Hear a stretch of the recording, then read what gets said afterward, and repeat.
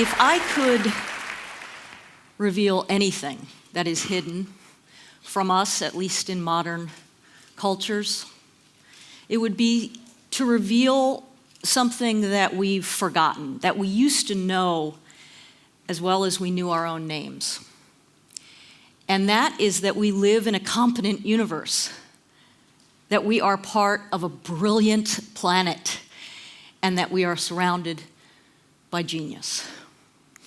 Biomimicry is a new discipline that tries to learn from those geniuses and take advice from them, design advice. That's where I live, and it's my university as well. I'm surrounded by genius. I cannot help but remember the organisms and the ecosystems that know how to live here gracefully on this planet. This is what I would tell you to remember if you ever forget this again. Remember this. This is what happens every year. This is what keeps its promise. While we're doing bailouts, this is what happened. Spring. Imagine designing spring. Imagine that orchestration. You think TED is hard to organize, right? Imagine, and if you haven't done this in a while, do. Imagine the timing, the coordination, all without top-down laws or policies or climate change protocols. This happens every year. There's lots of showing off. There's lots of love in the air. There's lots of grand openings. And the organisms, I promise you, have all of their priorities in order. I have this neighbor that keeps me in touch with this because he's living usually on his back looking up at those grasses. And one time he came up to me, he was about 7 or 8 years old. He came up to me and there was a wasp's nest that I had let grow in my yard and right outside my door. And most people knock them down when they're small, but it was fascinating to me because I was looking at this sort of fine Italian end papers, and he came up to me and he knocked. He would come every day with something to show me, and he'd knock like a woodpecker on my door until I opened it up. And he asked me how I had made the house for those wasps, because he had never seen one this big. And I told him, Cody, the wasps actually made that. And we looked at it together. And I could see why he thought. It was so beautifully done. It was so architectural. It was so precise. But it occurred to me how in his small life had he already believed the myth that if something was that well done, that we must have done it.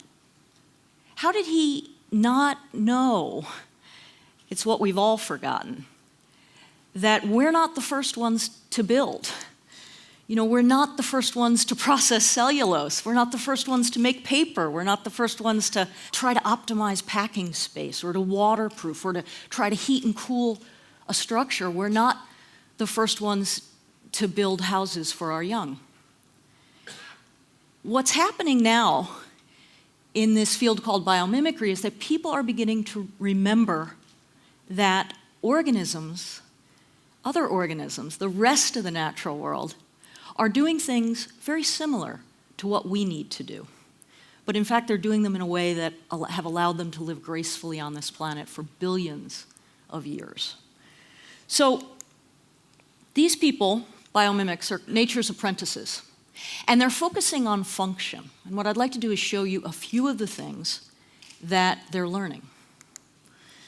They have asked themselves, what if every time I started to invent something, I asked how would nature solve this? And here's what they're learning. This is an amazing picture from a Czech photographer named Jack Hedley. This is a story about an engineer at J.R. West. They're the people who make the bullet train. It was called the bullet train because it was rounded in front, but every time it went into a tunnel, it would build up a pressure wave, and then it would create like a sonic boom when it exited. So the engineer's boss said, find a way to quiet this train. He happened to be a birder. He went to the equivalent of an Audubon Society meeting, and he studied, there was a film about kingfishers, and he thought to himself, they go from one density of medium, the air, into another density of medium, water, without a splash. Look at this picture, without a splash, so that they can see the fish. And he thought, what if we do this? Quieted the train, made it go 10% faster on 15% less electricity.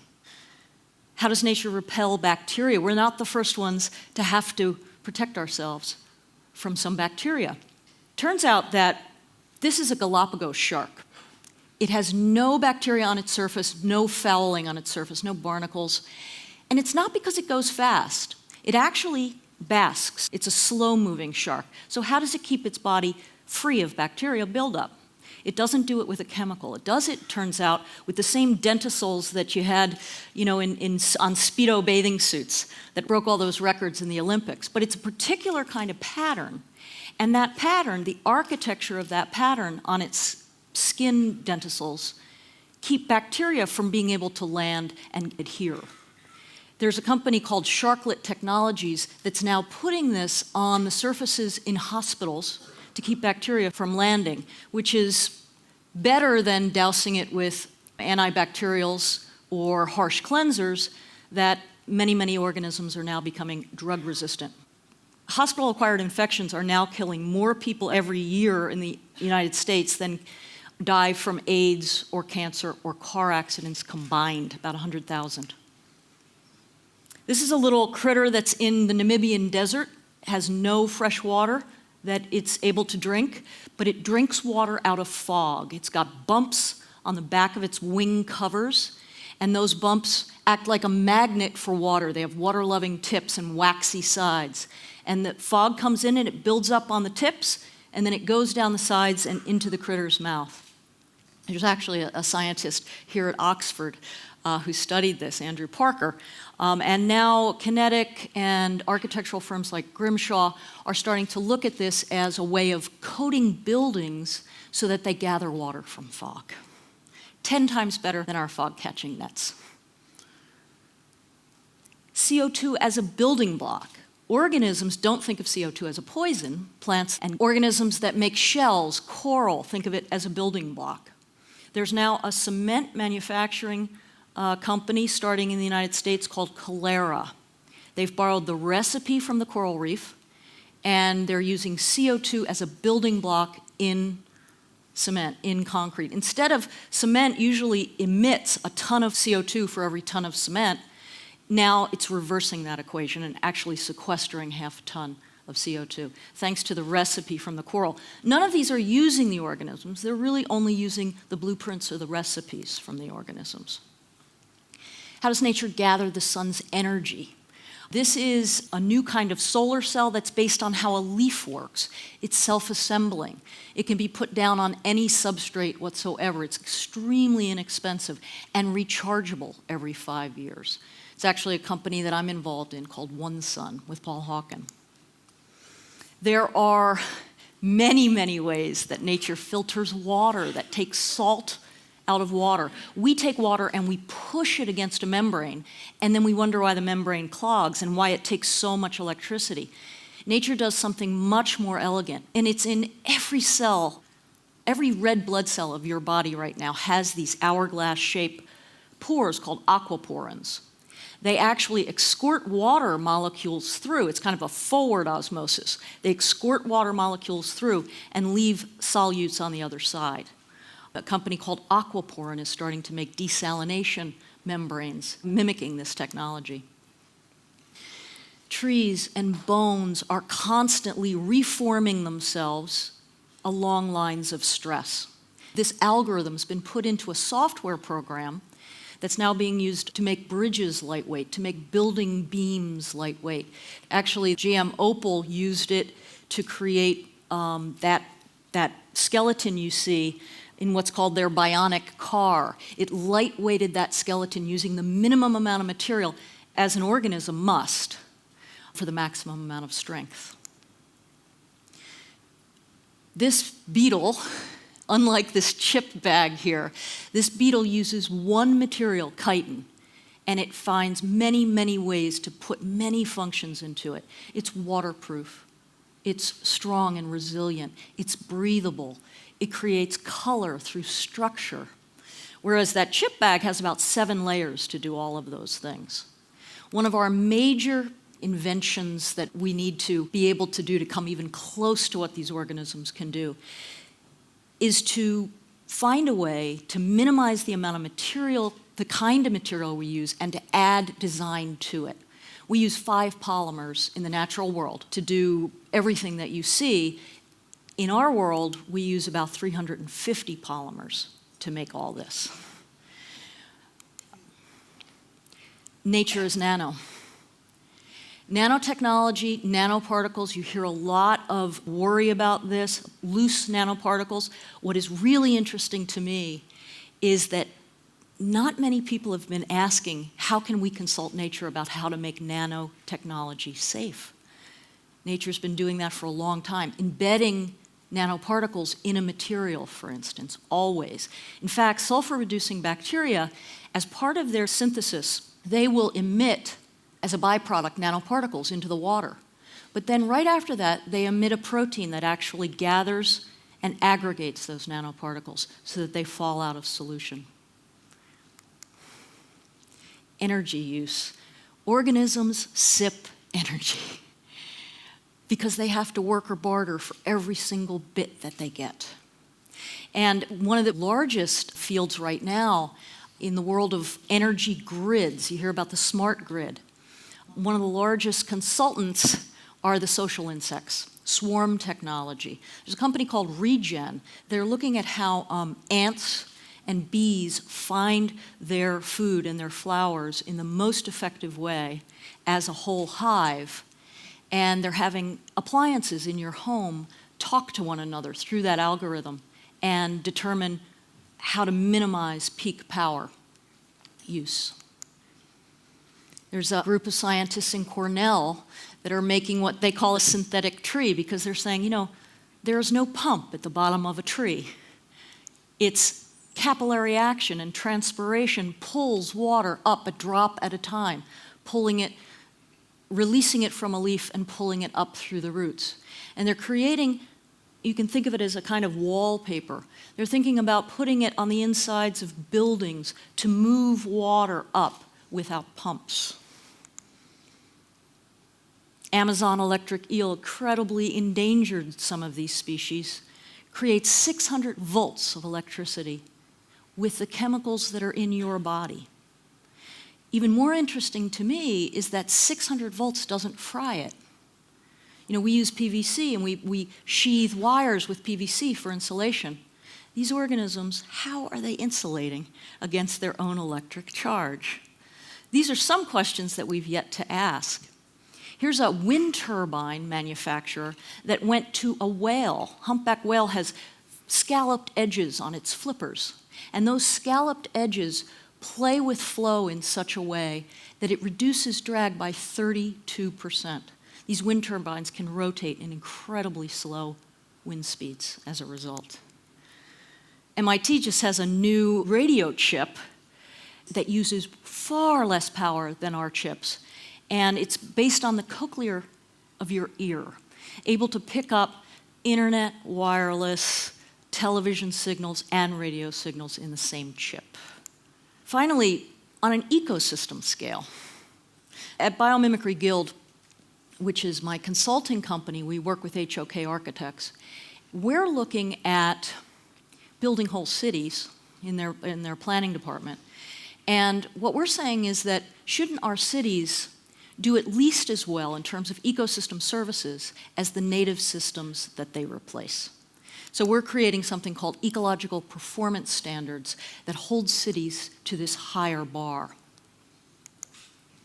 The question is, biomimicry is an incredibly powerful way to innovate. The question I would ask is, what's worth solving? If you haven't seen this, it's pretty amazing. Dr. Adam Neiman. This is a depiction of all the water on Earth in relation to the volume of the Earth. All the ice, all the fresh water, all the seawater, and all the atmosphere that we can breathe in relation to the volume of the Earth. And inside those balls, life over 3.8 billion years has made a lush, livable place for us. And we are in a long, long line of organisms to come to this planet and ask ourselves, how can we live here gracefully over the long haul? How can we do what life has learned to do, which is to create conditions conducive to life? Now, in order to do this, the design challenge of our century, I think, we need a way to remind ourselves of those geniuses and to somehow meet them again. One of the big ideas, one of the big projects I've been honored to work on is a new website, and I would encourage you all to please go to it. It's called asknature.org. And what we're trying to do in a TED-esque way is to organize all biological information by design and engineering function.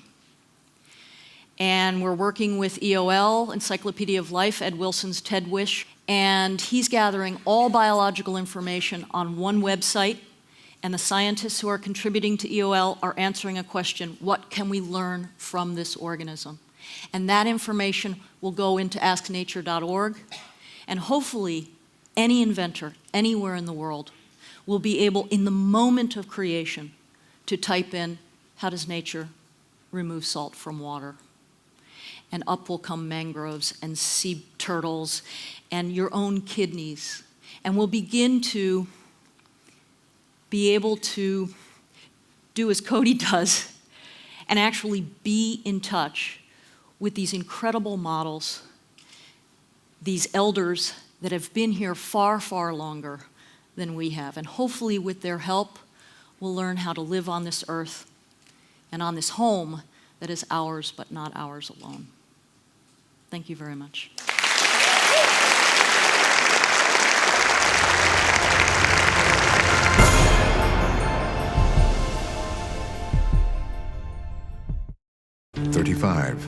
The most times an athlete has broken the pole vault world record. 80, the length in minutes of the longest standing ovation. 18, the highest number of Michelin stars a chef has ever been awarded. There is always something to challenge.